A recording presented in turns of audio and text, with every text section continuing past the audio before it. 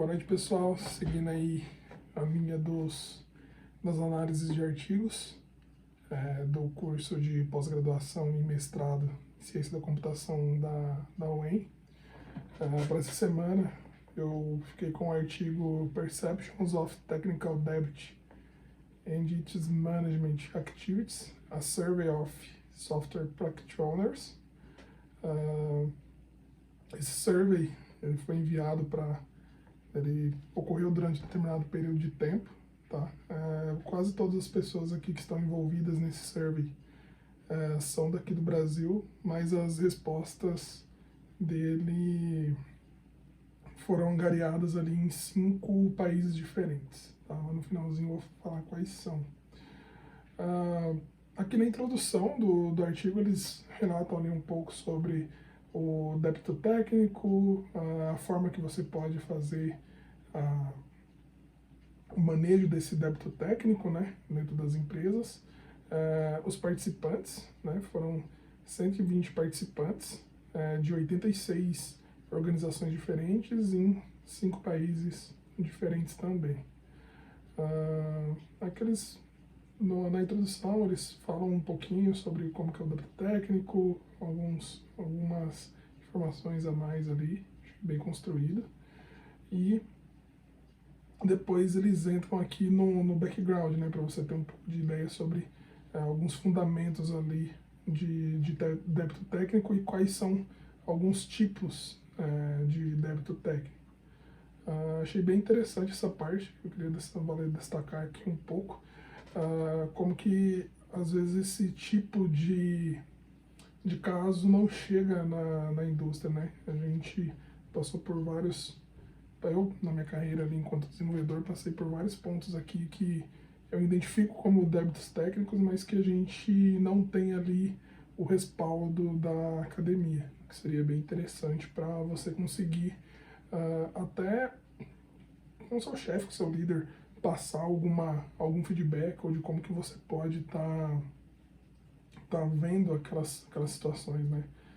Só por exemplo aqui alguns tipos de débito técnico, né? Como o arquitetural, de requerimentos ou de design, de código, acho que é o que fica mais evidente, né?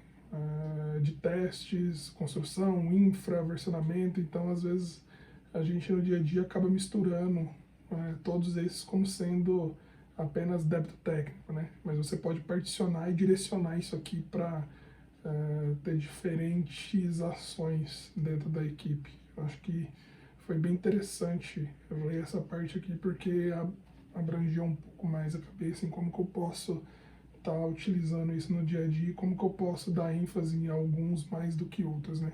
E o próprio survey aqui no final, vamos passar aqui, tem algumas atividades também para você fazer o manejo do débito técnico, né? Ele coloca aqui como a identificação, o mensuramento e a priorização, né? Priorização e prevenção, monitoramento, repayment, né? Como que você vai ali refatorar ou como que você vai financiar o pagamento dessa dívida, eu vou interpretar assim, desse débito técnico, né? Dessa dívida técnica. Representação e documentação e acho que também é importante que é a comunicação, né? Algumas atividades que você pode fazer ali durante quando você evidencia esses débitos técnicos dentro do produto de software. Aqui também no ponto aqui que ele fala de related work, eu achei bem interessante aqui que ele coloca um percentual aqui, 35%, né? De todos os participantes brasileiros ali, eles têm algum exemplo de débito técnico nos seus projetos, né? Então, ali uma quantia considerável aqui dos desenvolvedores do Brasil. Aqui depois eles falam, na seção 4, sobre o design de experimento, as questões de pesquisa, né? Como que eles montaram, o design do questionário também entra aqui, como que eles montaram toda essa estrutura para conseguir compilar os dados, o piloto de teste aqui, quando eles fizeram o piloto, né, do questionário, a coleta desses dados, né, como que eles coletaram os dados e como que foi a execução desse survey. Bem legal, agora fazendo uma análise um pouco mais de montagem de artigo, foi bem interessante para mim porque agora eu tenho uma noção de quando eu precisar fazer algum tipo de survey nesses moldes aqui, como que eu posso usar ali meio que uma forminha de bolo, uma receita que eu posso seguir, né? Achei bem legal. Eles explicam qual foi a ideia aqui, qual que era esperado ali de cada uma das questões e depois como foi a coleta, tudo bem bonitinho. E por fim aqui, os resultados e as discussões, né?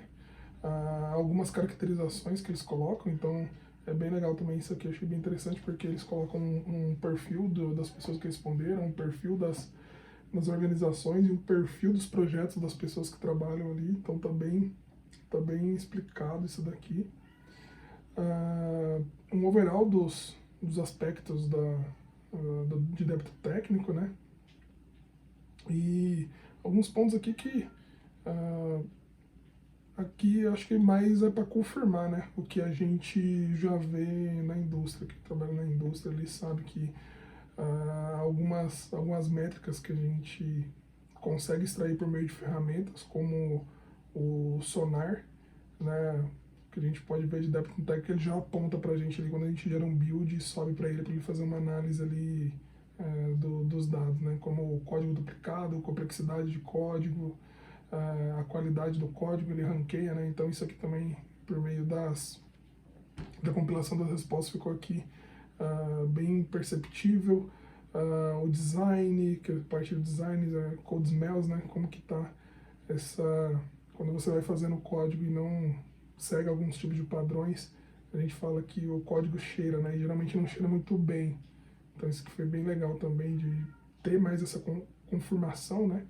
Complexidade das classes do Maths, quanto mais complexo, mais difícil você fica de dar manutenção ou de inserir alguma nova feature. Esse aqui é uma informação interessante, a frequência de alterações, né, 45%, provavelmente a frequência com que esse código anda sendo alterado também é uma métrica legal, isso aqui a gente nunca tinha visto.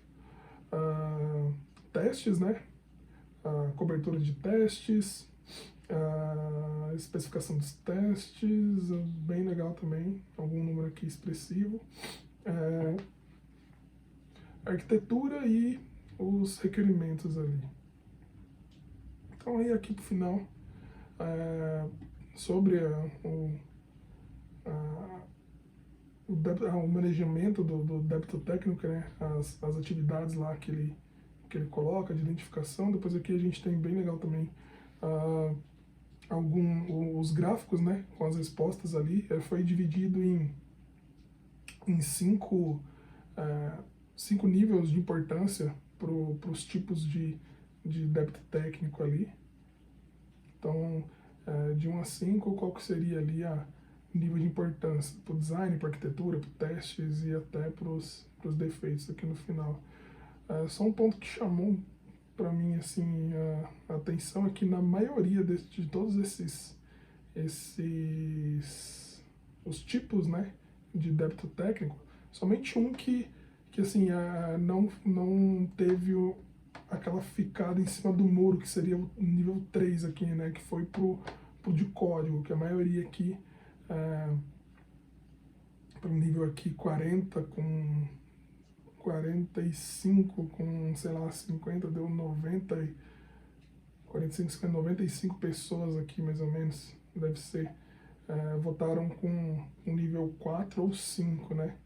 Então, nos outros, se a gente pegar aqui, em quase todos ali, a barrinha laranja, que seria o 3, ela sempre teve uma média ali entre 30 e 30, vai ficar na média de 30, porque tem alguns que sobem aqui um pouquinho para mais de 35, outros um pouquinho abaixo de 30, mas você vê que ficou meio que na média, né? Ficou muita gente meio que em cima do muro. Não sei se isso aqui reflete depois, lá na hora de fazer a compilação, né, dos dados. Talvez Eu não sei, uma pergunta que eu faria para a professora depois na sala, é que se não seria mais interessante fazer de 1 a 4 para não deixar a pessoa muito em cima do muro, né? Ou é ou não é, qual que seria o nível de importância. Ou se esse era talvez a ideia mesmo de mandar de avaliar no survey, né? Então aqui depois, sobre todos aqui, decorre a compilação dessas respostas, né?